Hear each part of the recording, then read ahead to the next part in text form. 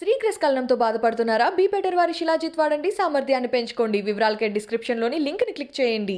మీరు 1939 ఆ టైంలో సెకండ్ వరల్డ్ వార్ మీరు అంటే అక్కడ మీకు ఎట్లా న్యూస్ వచ్చేదే సార్? ఎట్లుంది పరిస్థితి, వార్ ఎట్లుంది, వాతావరణం ఎట్లుండే సార్ అప్పుడు ఇండియాలో? నేను 39లో పుట్టాను, నేను చిన్నవాడే కదా. నాకు నాలెడ్జ్ ఎంత దగ్గర రావడానికి మాత్రం నేను ప్రజలు పెడితే నేను దాదాపు 40 ఇయర్స్లో నేను కాస్త నాలెడ్జ్ కొద్ది పెద్ద అన్నయ్యాను. గాంధీ గారు పోయే టైంకి మనకి అటు 47 గాంధీ గారు 48లో పోయారు గాంధీ గారు. అప్పటికి నేను బాగానే నాలెడ్జ్ వచ్చేసాను. అప్పుడు గాంధీ 1930 40 అనుకోండి, 48 గాంధీ గారు. అప్పుడు 8 ఇయర్స్ 9 ఇయర్స్ నాకు. 9 ఇయర్స్ అవును. ఆ టైం మాత్రం నా నాలెడ్జ్ అప్పుడు మాత్రం అండి. యాక్చువల్ చెప్పాలంటే నేను చాలా చూశాను. బ్రిటిష్ పాలన కూడా కొంచెం చూశాను. స్వాతంత్రం చూసాను. అప్పుడు ఎంతో దారిద్ర్యం ఉండేది, అసమానతలు ఉండేవి. ఎంత అసమానతలు అంటే ఒక హరిజన్ ఉన్నానుకోండి, వాడు మన మామూలుగా జనం అందరూ ఉండే ఇళ్ళ ఊళ్ళోకి రావాలంటే వాడు ఎంతో వంగి నడవాల్సి వచ్చేది. ఇప్పుడు అది అగ్రహారాలు ఉండేవి. అగ్రహారాలు ఆ బ్రాహ్మిన్స్ సపరేట్గా ఒక ఇల్లు సముదాయం ఉండేది.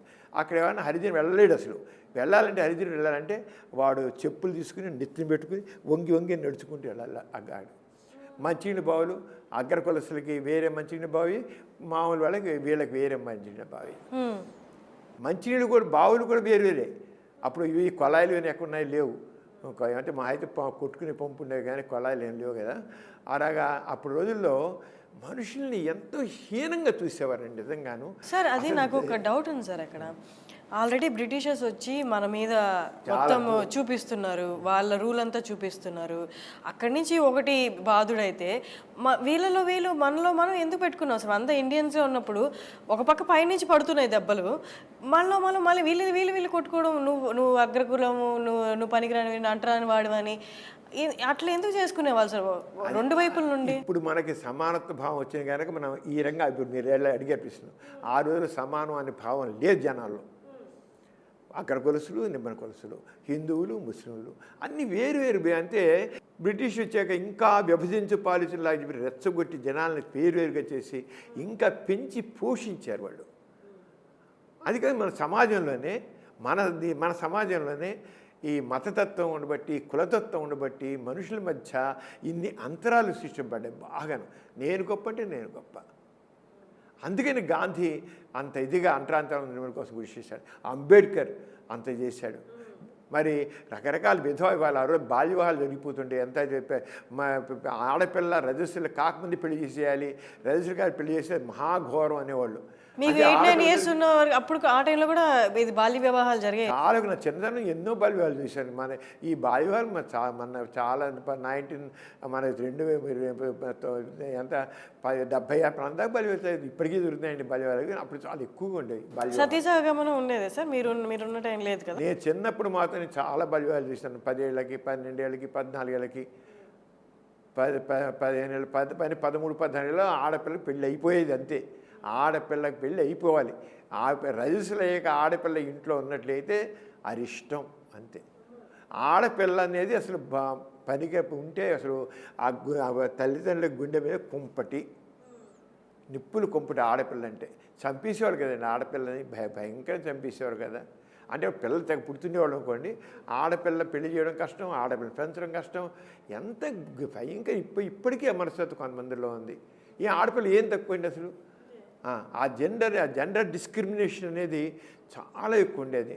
అందుకని ఆడవాళ్ళని అలాగే విధవాలు ఎన్ని అయిపోయినప్పుడు ఎంతమంది విధవలు అయిపోయింది. విధవలు అంటే భర్త చనిపోయిన తర్వాత భార్య కూడా చనిపోవాలన్నది మీ టైం మాదండి. అప్పుడు సాగుమనం లేదు, అప్పుడు సతీ సాగుమనం అప్పటికి లేదు. ఇప్పుడు ఇంకా అప్పటికి లేదు. ఇప్పుడు రాజారామరావు మరి దానంతా పూర్తిగా ఇచ్చేసాడు కనుక చాలా ఎంత ఘోరం చెప్పండి. సత్యశివను భర్త చనిపోయాక భార్య చిత్తిపడి చచ్చిపోవాలని చేసి ఇది తీసి పగలెట్టి అది ఎంత ఇన్హ్యూమన్ ఆచారాలు సాంప్రదాయాలు అండి అవి. ఇవన్నీ మనం ఏదో మన కల్చర్ కాదు, చాలా భయంకరమైన భావాలు ఇవన్నీ. అలాగే బాల్య వివాహాలు, అలాగే ఒక భర్త చనిపోతే ఒక చిన్న బాల్య వివాహాలు చేసేవాళ్ళు. భర్త చచ్చిపోయేవాడు, చచ్చిపోతే అమ్మాయికి గుండు చేసేసి తలజీరు కట్టేసి ఇంట్లో కూర్చోబెట్టేసేవాళ్ళు. జీవితాంతం బాధ్యత కదా. ఎంత ఘోరం అండి అసలు. అసలు ఆడవి ఎంత చెప్పాలంటే అసలు ఎలా అప్పుడు లోకం ఎలా భరించిందంటే అది ఒక ఆనవాయితీగా తీసుకున్నారు అన్నమాట. అంతే, హృదయాన్ని చంపుకున్నారు, మనసును చంపుకున్నారు అంతే. అది అంతే కాబోలు, ఇది ఇంతే కాబోలు.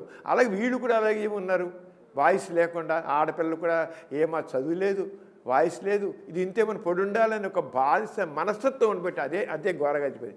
ఈ బానిస మనస్తత్వం పనికిరాదు, లిబరేట్ అవ్వాలి. ఆడవాళ్ళు ఇప్పటికీ ఇంకా ఉందండి. ఎందుకు ఉండాలండి పడి ఉండాలి అసలు? ఆడవాళ్ళు ఎందుకు పడి ఉండాలి? ఆడవాళ్ళు మొగాళ్ళకి ఏం తీసిపోరు. నన్ను అడిగితే ఆడవాళ్ళు మొగాళ్ళ కంటే ఎక్కువ. నేను అడిగితే మనం నేను always say ladies are better than gents. Intellectually everything that better then this. వాళ్ళకి ఎక్కువ బయలాజికల్లీ స్ట్రాంగర్ సెక్స్ లేడీస్ అని వాళ్ళు ఎక్సెస్ క్రోమోజోమ్స్ ఉంటాయి, లైంగిక క్రోమోజోమ్స్. వీళ్ళు మగవాళ్ళు ఎక్స్ అయ్యే ఉంటాయి. నిజం చెప్తుంది, నా దృష్టిలో మాత్రం ఆడవాళ్ళు చాలా తెలివిగల వాళ్ళు. ఆడవాళ్ళు చాలా యాక్టివ్గా ఉంటారు. లేడీస్ నా దృష్టిలో చాలా మగవాడి దద్దములు, చాలామంది మగవాడు దద్దములు. కానీ పురుషాధిక సమాజం కనుక మగవాడు అధికారం చాలా ఇస్తున్నాడు, కానీ ఆడవాళ్ళు ఏ మాత్రం తక్కువ, ఎక్కువని కూడా అంటాను నేను ఆడపిల్లలు. ఎందుకని సార్ వాళ్ళు ఫిజికలీ స్ట్రాంగ్ అని, లేకపోతే ఫస్ట్ ఆడం పుట్టాడు తర్వాత ఈ పుట్టిందనా సార్? అదే అంతే, అది ఫిజికల్ ఆడమని కథలు అవన్నీ. ఆ కథలు పెట్టుకుని మనం అయిపోతామా?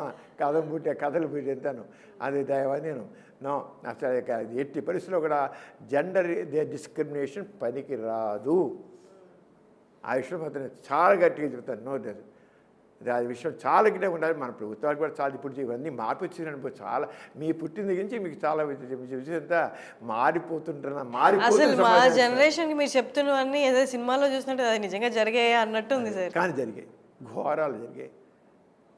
అన్నీ కామన్. బాల వితంతులు ఏంటండి, గుండి చేసి కూర్చోవడం ఏంటండి, ఏంటి వాడేసి ఇవన్నీ. అందుకనే మనం పాతని గుర్తించాలి, మార్పు ఇవ్వాలి. మనం ఇంకా సమానత్వం వెళ్ళాలి, తీరాలి. అప్పుడే మానవత్వం. ఇప్పటికీ ఇంకా కులాలు పెట్టి ఇప్పుడు వర్ణాంతవాహం చేసుకుంటే చంపేసేవాళ్ళు ఉన్నారు కదా ఇప్పుడు కూడా. ఇప్పటికీ ఎవరైనా కులాంతర మనం చూసాం. ఒక అమ్మాయి ఒక హరిజన్ పెళ్లి చేసుకుంటే ఆ సొంత తండ్రి అల్లుని చంపేస్తారు కదా. అలా ఒక అతను ఒక హిందూ ముస్లిం పెళ్ళిళ్ళు చేసుకుంటే ఆ సొంత బ్రదరే తన బావని చంపేశాడు కదా. ఇలా ఎన్ని జరుగుతున్నాయి చూడండి. తన తండ్రే చంపేసే తన కూతురిని చంపేసేది మనం ఎన్ని చూస్తున్నాం. ప్రేమించి పెళ్లి చేసుకోండి. ప్రేమ అనేది అది చెప్పి వచ్చేది కాదు సడన్గా. అది ఆటోమేటిక్గా లవ్ ఈజ్ బ్లైండ్ అన్నట్టుగానే జరిగి వస్తుంది. అది అంతే. లవ్ కలగడం అనేది అది ఆటోమేటిక్గా వస్తుంది, చెప్పి చేసేది. ఇవి ఎవరైనా ప్రేమించిన భయం ఏమి మన కులం కానీ కులాన్ని ఇప్పుడు ప్రేమించాలంటే ఇది మన కులస్తులు ఉన్నా కాదా అని చూసి ప్రేమించడం. అది ప్రేమ ఎందుకు అవుతుంది? పరిచయం అవుతుంది అంతే. పరిచయం అవుతుంది ప్రేమ అవుతుంది. అసలు ఎంత భయంకర ఈవెంట్ నా ఇప్పటికీ ఎన్ని వివాహాలు దొరుకుతాయి చెప్పండి. వర్ణాంతర వివాహాలు, మతాంతర వివాహాలు వెరీ లెస్. ఎంత మేరకు కులాంతర వివాహాలు, మతాంతర వివాహాలు ప్రమాదం జరుగుతాయో అంత మేరకు సమాజంలో సమానత్వం వస్తుంది. ఇలాగే ఉంటే మాత్రం సమానత్వం రాదు. అంచేత ప్రేమ వివాహాలని తప్పును ఎంకరేజ్ చేయాలి. రక్షణ ఇవ్వాలి, ప్రభుత్వం తప్పును రక్షణ ఇవ్వాలి, వాళ్ళకి సపోర్ట్ చేయాలి, ప్రభుత్వం సపోర్ట్ చేయాలి, సంఘం సపోర్ట్ చేయాలి. అలాగే అప్పుడే సమాజం, లేకపోతే మాటల వరకు ఉంటుంది సమాజం అంతా.